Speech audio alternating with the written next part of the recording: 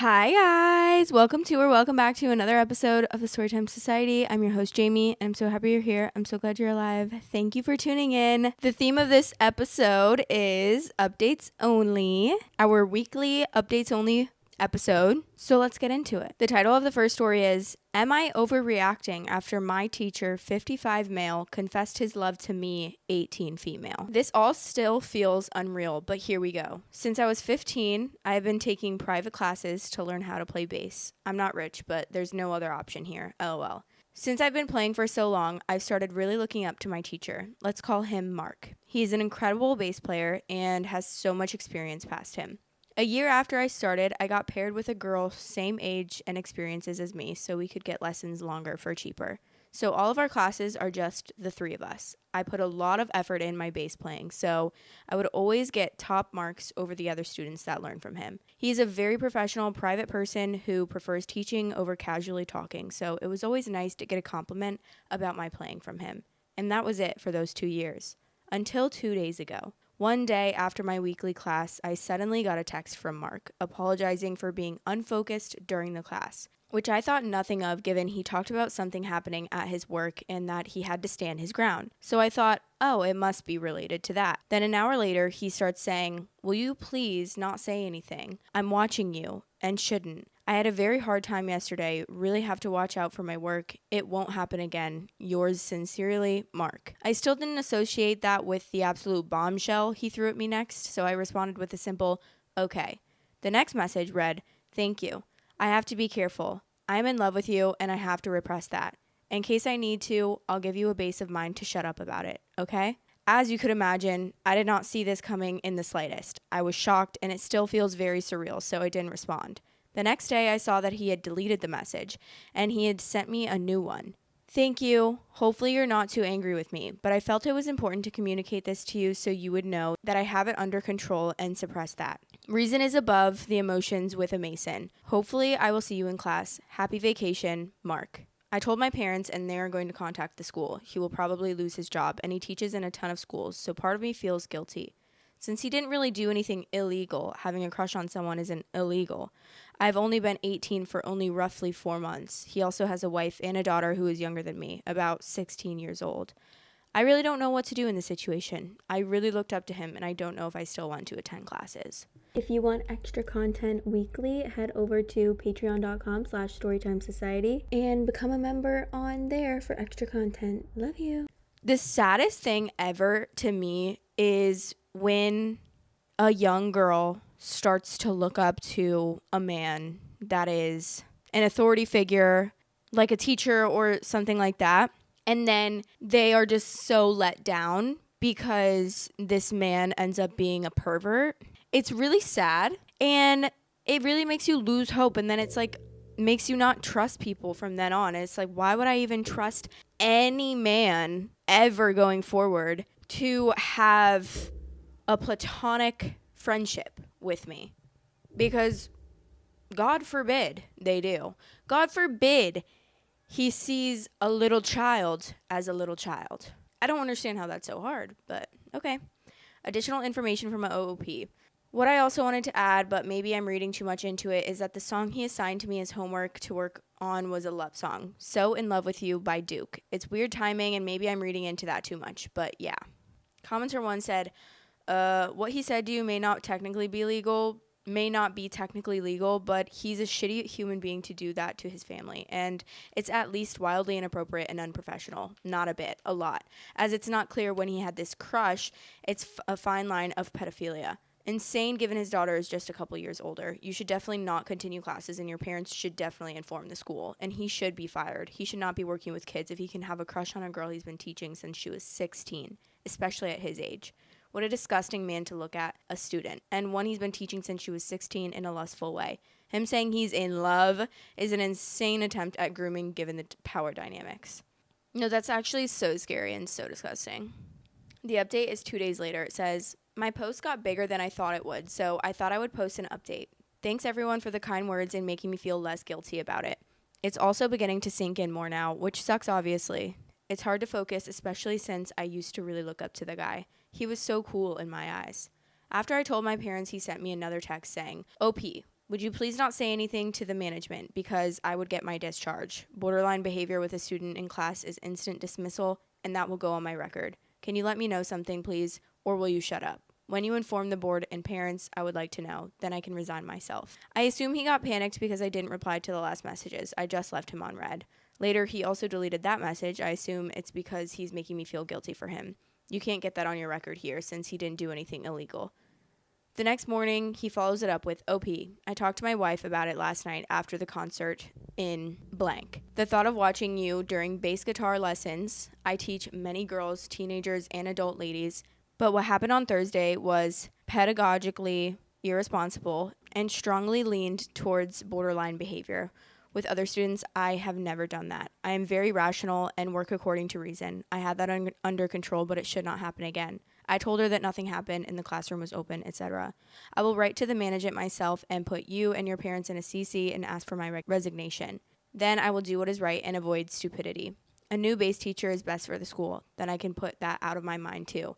Now I walk around feeling guilty. This even after the concert in the music school of blank. I will draft my letter and put you in CC. Can you forward me your parents' email address? Respectfully, Mark. And then when I didn't respond to that as well, he asked again for the mail address of my parents. He also mailed me to ask me, which I didn't reply to. Later that day, I met up with the girl who I have my classes with. We started talking about previous lessons and how weird this all is. As I've said before, extremely unexpected. We noticed he does more favors for me than for her, but I always thought he was a guy very passionate about bass guitar and a good teacher who cares about his students, like helping me pick out a new bass guitar, recommending me cables, taking my bass to the store himself when it broke, and delivering it to my house. He didn't do that for the other girl. He would just say she has to stop by the shop sometime. He also once brought me home after class because it was late and dark outside, which, looking back, I can't help but just wonder, was he just kind or did he have weird intentions all this time? He was also very adamant about being professional, always asking consent to move my fingers on my bass and stuff, so I just wonder, does he do that to remind himself? Or, yeah. It's hard to not look back and think about when this stuff started. Also, the fact that the last song he assigned to me was a love song, Duke, So in Love With You. Don't get me wrong, it's a catchy song, but who knows? Is it unfortunate timing or a hint? I feel weird about it all. Everything turned sour, and I doubt I'll touch my bass guitar anytime soon. My mom, after a moment of trying hard to get in contact with the school since she tried on Sunday, usually they don't really pick up, and the school director got with her on the phone after hearing it was extremely urgent.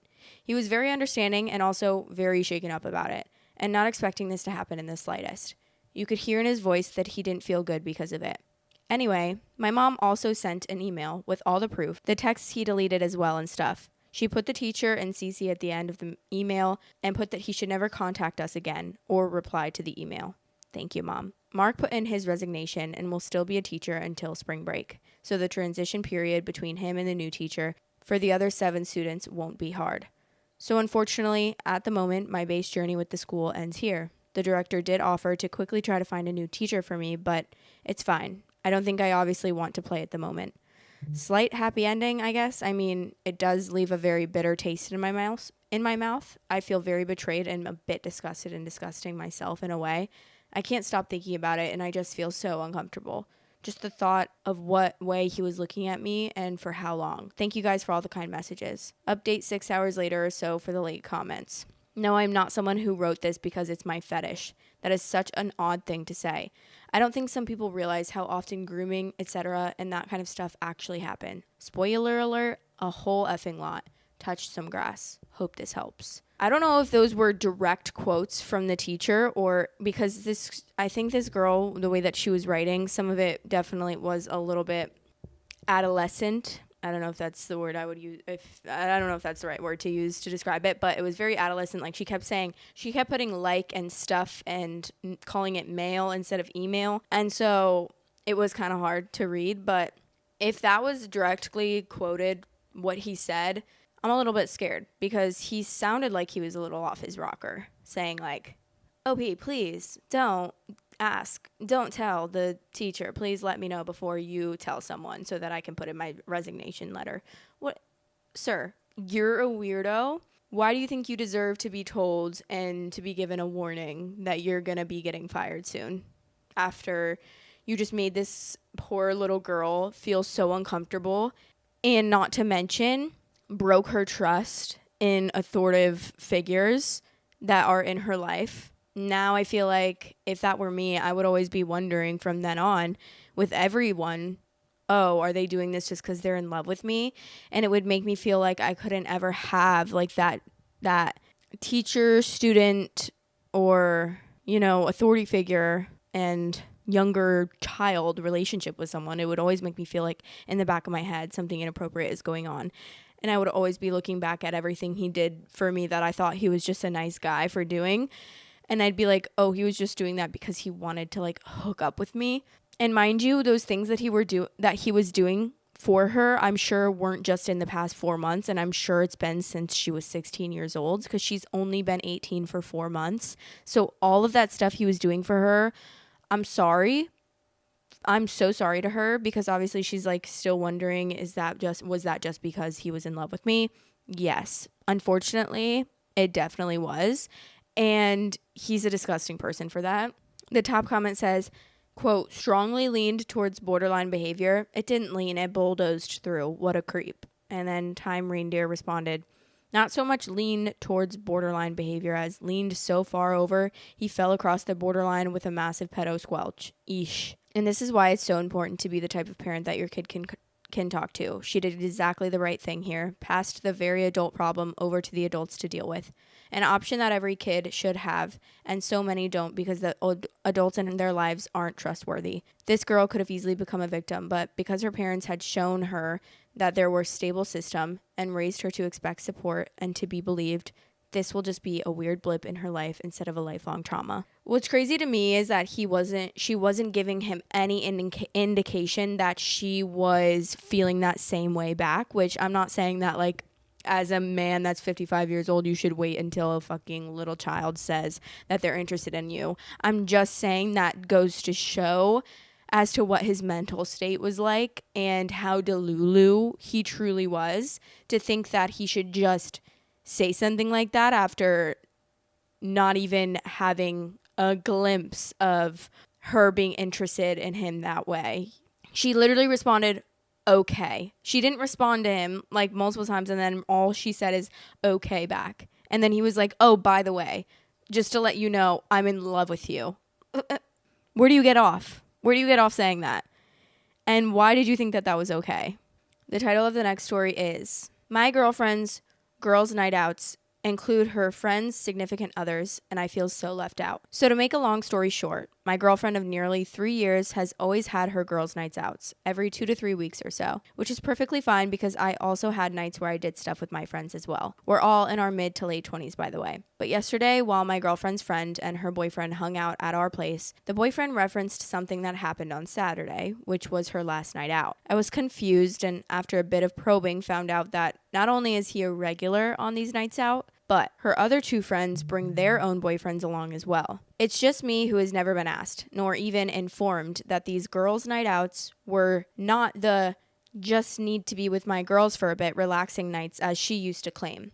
Literally a few weeks ago, we talked about her upcoming night out with them, and she told me something like, sometimes I just need to be with just the girls. Of course, I asked her once we were alone why she's never brought it up or why I've never been invited, but she just kept claiming that the guys weren't always invited, and most of the time, they just tagged along. Honestly, I feel pretty alone and disrespected right now. Plus, even now, almost 3 years later, I feel like I am barely in her friend group. I feel like if they were all meeting up anyways, I could have been there and maybe have become friends with them as well. Unlike her, I do invite my girlfriend around to do stuff with my own friends a lot. Now it feels like it wasn't just the girls that she wanted to see, but rather that she just didn't want that time to be spent with me, while her friends had no problem spending their time with their boyfriends.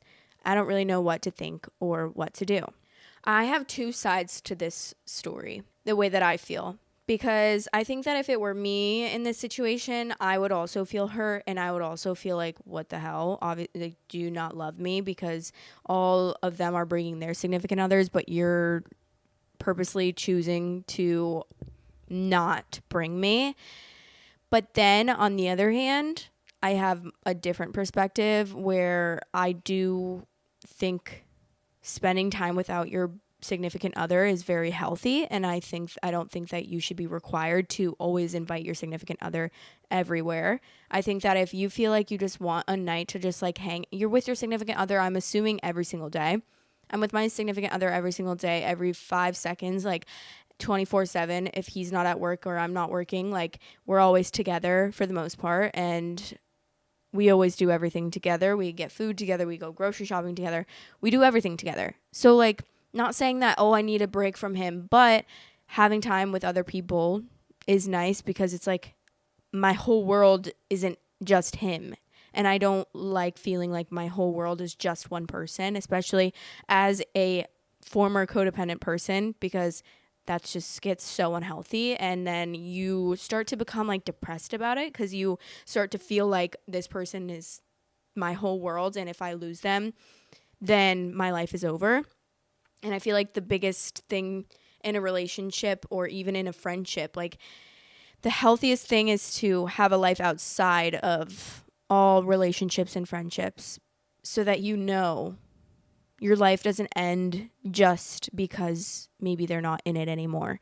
Because even if you guys weren't to break up, like even if you guys are going to be together forever, God forbid, and obviously like knock on wood, but we never know what's going to happen. You know, anyone could pass away at any second. So I just feel like it's the best thing for your mental health to not surround your life around one person. And that can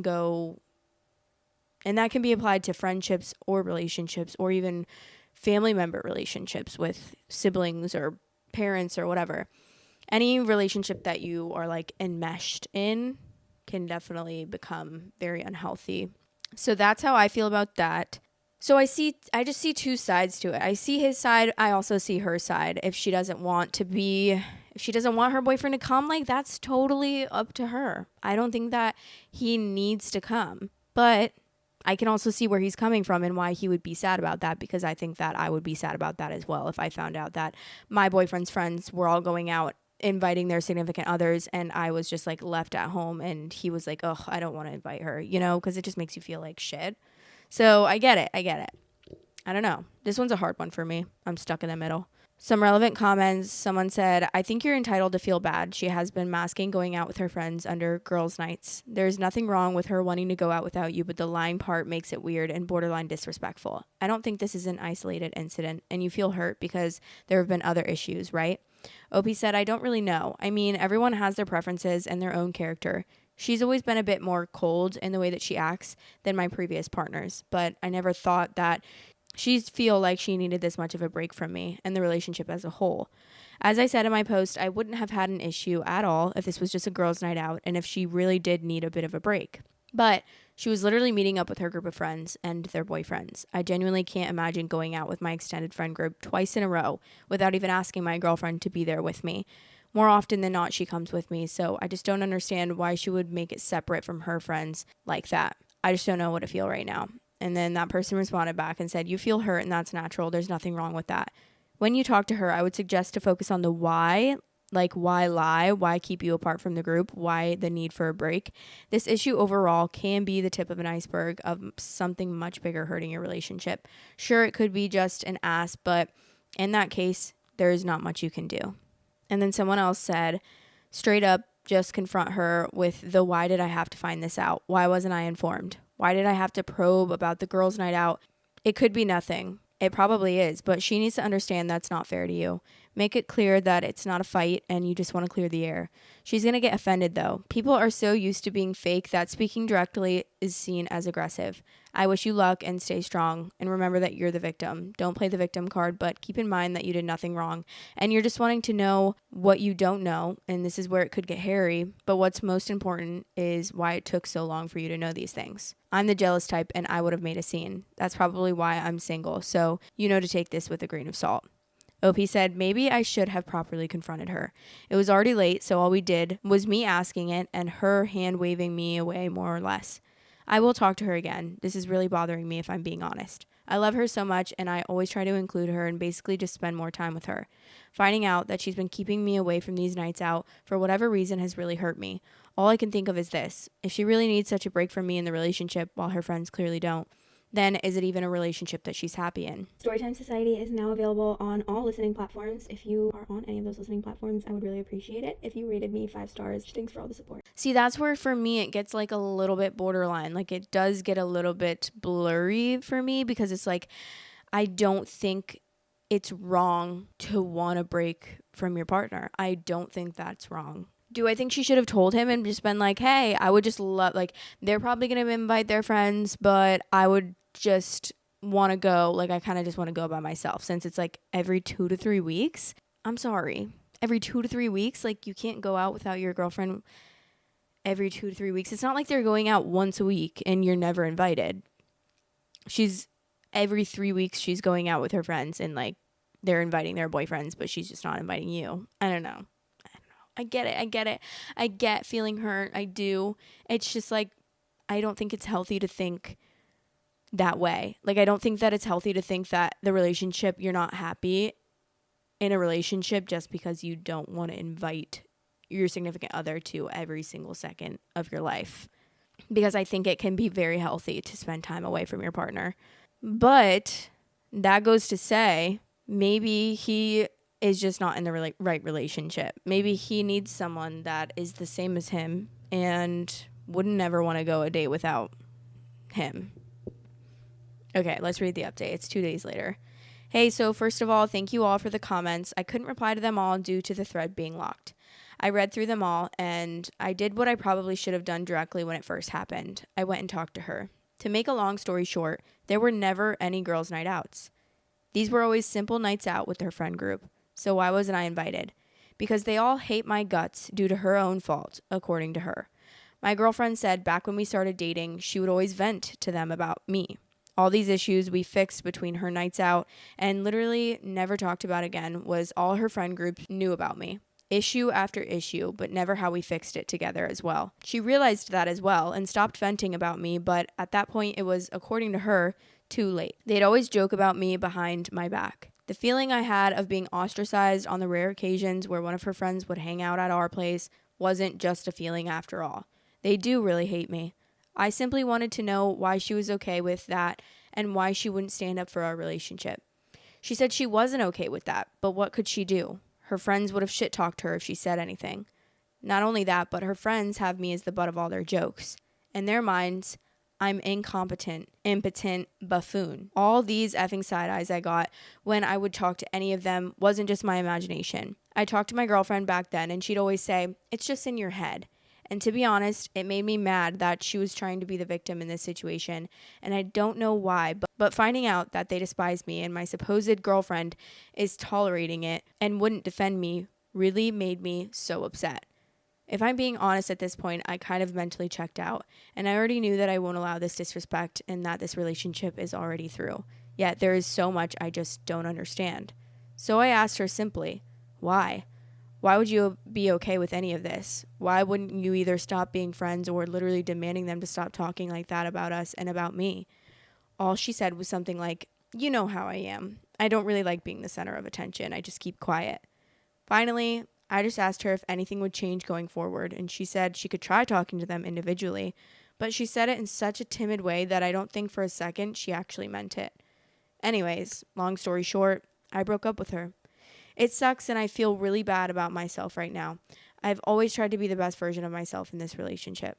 But knowing that there was a whole group of people out there who literally hate me and the one person who was supposed to love and defend me no matter what, yet didn't, kind of sucks. Okay, now I'm on his side. Yeah, I can understand now. Like, why would you not stick up for your relationship and your boyfriend and be like, guys, we figured everything out. Everything's great.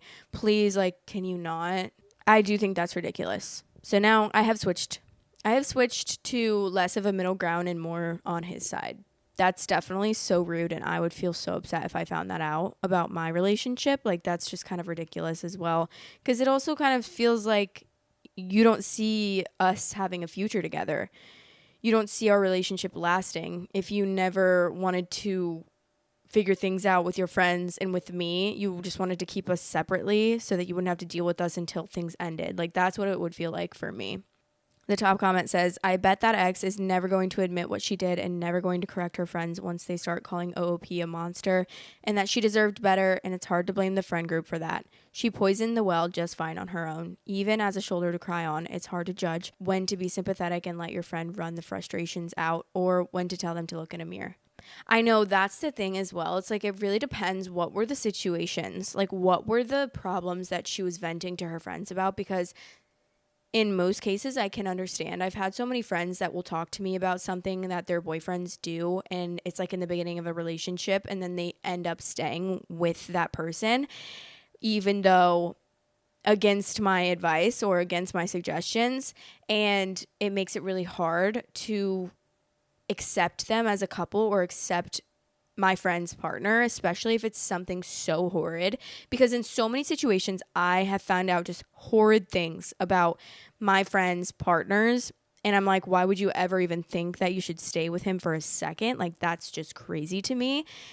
And then that makes you just like think badly of them. So yeah, I can understand the friend's point of view. I wish I had a little bit more backstory so that I knew kind of what the issues were, because maybe I would be less on the boyfriend's side. And if I apply this to my own life and situations that have happened in my life, then I would be on the friend's side, because 90% of the time when my friends would be venting to me about something that happened with their partner, it was like actually insane and the biggest red flag and the biggest reason to leave that relationship, yet they didn't and they chose to stay with that person, and it was always hard to look past.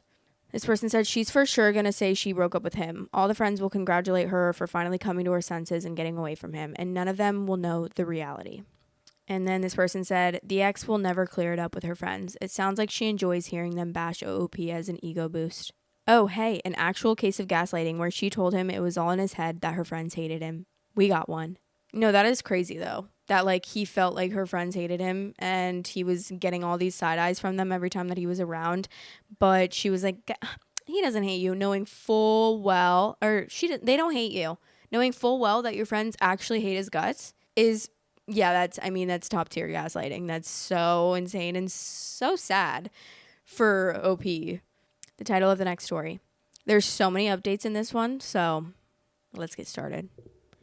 Am I the asshole for telling my fiance that if he expects me to contribute 50-50, we have to make some serious lifestyle changes? My 26 female fiance, 26 male, sat me down yesterday and gave me a long talk about how he feels like I don't contribute enough to the household, particularly in the financial sense. I was a bit caught off guard by this, but was willing to hear him out since he wasn't wrong. He makes a lot more than I do, and we've always split bills accordingly, which ends up being about 80% him. I asked what he wanted me to pay now, and he was adamant about it being 50-50. I asked if everything was okay with his job or if he needed to take fewer hours, and he wouldn't answer me. I honestly wouldn't have gotten upset if there seemed like an actual reason behind it, but he just said he'd been thinking about it a lot, over and over. Every time I asked what brought him to this conclusion, what was going on, and eventually he just said, this is how it's going to be. Take it or leave it. Those exact words in response to literally everything I said. Full shutdown, no explanations. I told him that was fine, I'll take it, and then asked if he'd made a Zillow account yet, or if he expected me to. He looked confused and asked why we would need a Zillow account, and I explained that there's no way I can afford half rent on our current place, so we'll probably have to move into a one-bedroom apartment. He got mad and asked why I didn't have savings, and I told him that I do, but I'm not paying rent out of my savings because that's a terrible and unsustainable idea. I also began to go over what our new food budget would be, our new entertainment budget, and that we would probably have to sell the cars and get one less expensive one because I can't afford half the payments on an Audi and a Land Rover. Then I explained that date nights would probably have to be reduced too, and we could still do like Buffalo Wild Wings or something, but I preferred Thursday nights because you get 2 orders of boneless wings for one. Basically, if he wants me to pay half, we're living within my means and not his anymore. He kind of agreed to it, but since then, he's been incredibly angry. He's not saying or doing anything, but it's like he's walking around the house in this cloud of pissed off. I sent him 6 Zillow listings, all of which he's called uninhabitable, for various reasons, some of which I think were valid and others I disagree with. He's now saying that I'm being unfair and manipulative, and that he tried to come to me with a serious concern about our relationship, and I'm making it impossible for him to talk to me and bulldozing over him. Am I the asshole? Obviously, I think not the asshole. What the hell? Not only are you not explaining, I get wanting to be 50-50. Obviously, if there is a big discrepancy in payment and salary, why are you going to expect that your girlfriend can just all of a sudden afford to pay for half of these things? Why are you going to expect that she can just afford to keep up the same lifestyle? Simply no. And that's something that you're going to have to just accept if you want to do 50-50. Like, okay, that's fine. If you don't want to contribute 80% anymore, that's your decision. And if she's okay with that, that's her decision. She could obviously make the decision to leave the relationship at any point, but she said she's fine with that. Him not talking to her and not being communicative about it is definitely a red flag and definitely scary. It's like when you're growing up with parents that are just like, because I said so. And like, that would be my dad all the time. It'd be like, oh, you can't do, like, don't do that. Oh, why? Obviously, like, kids always ask, oh, why? Because I said so. No, sorry. That's not a good reason. And that will never be a good reason, even for a 4-year-old kid. Like, I still think that you need to explain and you need to communicate. It's not just because I said so, especially in a relationship. Like, you need to communicate why you're feeling this way. And if it's just because you feel like you're contributing a lot and you don't feel like you're getting back what you're giving, okay, make that known with your partner. But it sounds like this relationship just isn't really going to work out. Okay, relevant comments.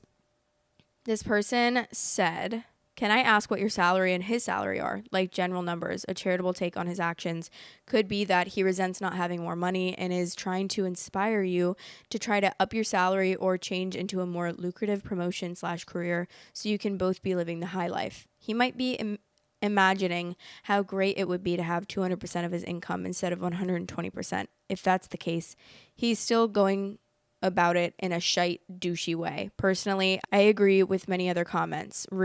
Someone has insinuated that you're a gold digger and he was expecting you to break up with him. Not problem solve. OOP said, I make around $35,000 a year and he makes around $120K a year. It's not like there's some magical be rich suddenly button that I can press. I'm a preschool teacher and I don't have a college degree.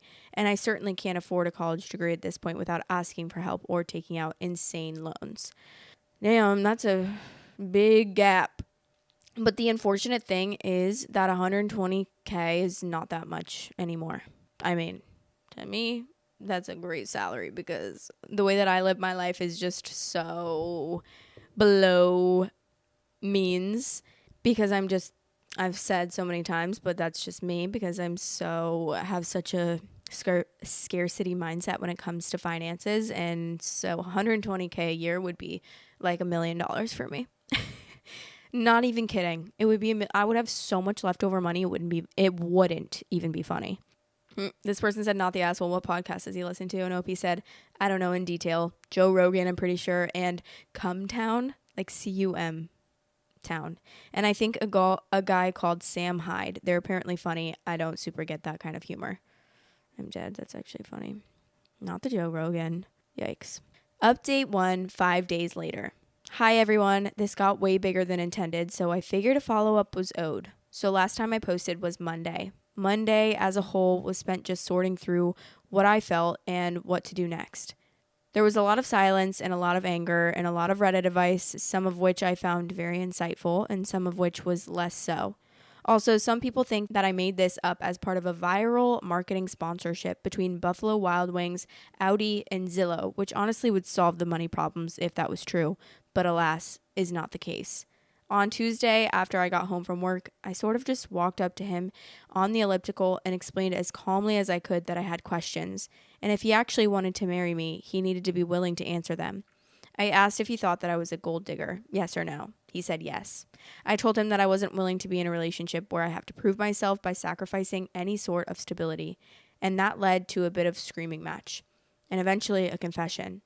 So it turns out we cannot afford anything we have right now. We are in serious credit card debt. The cars are both on the verge of being repossessed, and I did not know about any of this. He's been cutting corners on actual necessities, including psychiatric medication. That, in combination with some comments from his family, led him to a pretty dark place. My fiance had a full breakdown and apologized for calling me a gold digger, which was nice to hear, but this whole thing had me pretty shaken up. I went to stay with a friend for a little bit. Yesterday, my fiance and I did in fact go out to Buffalo Wild Wings and get the 2-for-1 boneless. We talked a lot. I'm still writing fiance for now, and I really hope we can work through all of this. We talked about how to sell the cars. We don't particularly have a choice at this point, and about my income, his income, and the sort of life we want to have.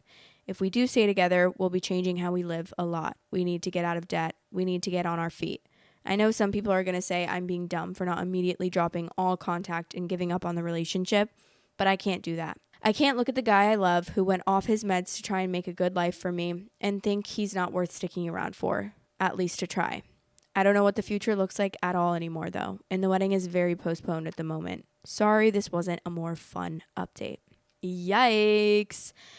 The finances are so stressful because that is something it would be really hard to get past for me in a relationship. Finances are such an important part of a relationship, in my opinion, and I think that it's just so important to both just be, I don't need to know every detail of what you spend, but I just need to know that you're on the same page as me. And that page is basically that we're not getting into debt at all beyond student loans, which I feel like at this point, pretty much everyone has. I don't even know if I even count that as debt anymore because it's like, God forbid I get an education and wasn't able to afford it and probably never will be able to pay them back because the interest is actually insane. I digress. If this person is a gambler, oh yeah, they're going to need some serious intervention because I will not be with a gambler. And that is for sure. The original posts were from 2023 and the newest update is from May 14th, 2025, more than 20 months later. Update number 2. And it says, "We are out of debt. It feels so good to say that and have it be true, but as of 3 days ago, everything is finally paid off and we've made our way back onto solid ground. Almost 2 years ago, I made a post on here about my 28 female fiance, 28 male, wanting to split things 50-50 and my offer to compromising on lifestyle changes. As it turned out, he was off his meds and had managed to get himself into some serious debt. A little under $100K, trying to provide a life that we could not afford on a combined $155,000 a year salary. Things were rough. I almost left him a few times, but we have finally made it through to the other side. I handled the finances, 100% of the finances. I give him a budget for buying coffee. It wasn't fun, but in exchange, he started doing more of the housework, so it evens out. We moved from our over-the-top apartment into a shared living situation, which, while not ideal, was leagues better than my initial plan of getting a trailer. We have roommates, but they're on another floor, so it's not too bad. And we have our own bathroom, which was my only real stipulation. We've lived like we're a $70K a year couple, doing actual 50-50 finances, and every extra penny he's made has gone directly to paying off the debt. We sold the cars, obviously, traded them in for a nice used Ford Maverick and a Vespa. That helped a lot. There have been no more lavish vacations or over-the-top restaurants with $500 price tags. It was rough for my fiance at first. He's always been very much a rich boy, and I think losing that as an identity was difficult for him. That being said, he's gotten so creative lately. It's amazing to see. He will make me things if he can't buy me things, and we've started cooking together instead of having me do almost all of it. Our room is covered in the things that he's made for me, and it's really lovely. We're still in love, and we're still going strong, and we can finally start actually planning our wedding again. We're going to get our own place first, but the wedding is next on the list after that. I'm so glad that we stuck with this, and being on the other side is the greatest feeling in the world. Thank you to everyone who offered advice. I don't know how things would have ended up if I hadn't had the courage of my convictions, and I'm genuinely grateful to those who directed me to Dave Ramsey and Caleb Hammer. Y'all are awesome." I love Caleb Hammer. I watched him for so long just because, like, everything, it honestly made me feel better about my life because I was like, oh, I'm so glad, like, at least I have one thing, and that is my scarcity mindset being a positive thing sometimes. For me, it's crazy that she was okay with him spending $500 on dinner dates. Knowing that he's making $120,000 a year, girl, I don't know if you're aware, but $120,000 is not a salary that is normal to be going on multiple $500 dates. I just don't understand that. Like, I will, if my boyfriend takes me on a date, I'm like, no, we're not going somewhere super expensive. First of all, I don't even like super expensive restaurants. Every super expensive restaurant I've been to, I've always ended up hating. And I'm like, I would rather go to Texas Roadhouse, like truly, because why is it better? We went to this so expensive, which I will never attend again in my life, unless obviously I'm invited, which then I have to go. But my boyfriend's family members that are like, I don't know, they're like second, fourth cousins. I don't know, but they're like older. They're in their 60s or 70s. Anyways, that doesn't even matter. They live pretty close to us, so we are like always visiting them, and they invited us to dinner, and they're very, very bougie, very, very rich, posh people. So they invited us to this steakhouse that they always go to, and the cheapest steak's like $70, and we got like appetizers, and then like I got my steak, and why was it nasty? Why was it gross? Why was it thicker than a fucking Snicker and literally had peppercorns all over it, breaking my teeth? I was like, I could eat one bite and I was like, okay, I'm kind of over this. Like I don't even want it. But obviously I didn't say that. And I didn't dare complain. I would never even complain at a Texas Roadhouse. I'd be like, yeah, I love it. It's so good. Even if it was like fucking the rarest steak I've ever eaten and it was like had maggots coming out of it, I'd be like, yeah, I love it. Thank you. It's so good. Yeah, I'm like, I didn't even like that. I would much rather have gone to Texas Roadhouse and gotten a yummy ass steak with some mashed potatoes, cheese fries, a yummy Coke Zero. But instead, and obviously I'm grateful, like I'm so grateful that they took us out to a nice dinner. But I'm just saying, nice dinners just aren't it for me, in my humble opinion. The top comment says, I'm honestly really impressed and shocked by how OOP and her fiance were able to pull themselves out of it, and it sounds like they'll have a much stronger marriage because of it. Wishing them the best. I'm impressed that they got to this point, out of debt and somehow still together. Yeah, that's slay of them. And then someone responded and said, well, I'm not that surprised after reading her good things post. Dude not only follows rules 1 and 2, he also cares for the OOP, and men like that can get away with anything. Wait, what? Oh, she put this 10 good things about my fiance list on her page. It says, 1, pretty AF. This is the most physically attractive man I've ever met. Literal golden curls like a Da Vinci painting, crystal blue eyes, just so pretty it gives me butterflies whenever he looks at me sometimes. 2, best I've ever had in bed. Very good at about anything, actually likes going down on me, it makes me see stars. 3, his voice is very sexy, especially when he speaks Russian. He also speaks French, Spanish, and apparently Latin. 4, got a vasectomy so I could go off birth control, and he was the one who suggested it because he saw how much I hated those stupid pills. That's very boots of him. 5, full of little surprises and adventures. He's always doing little things like getting me wildflowers, making my favorite breakfast before I wake up, or even planning a little day of adventures for us to go on together. 6, actually does housework. Does not need to be asked to do housework. 7, he plays guitar really, really well. 8, can physically pick me up and carry me around and does this often. I'm not a small woman, to be clear.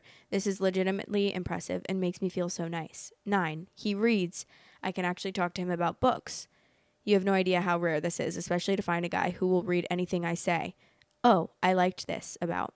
10, he has shown me that there is actual romance in life and that I deserve more than a flat, boring relationship devoid of orgasms or dancing in the rain or music.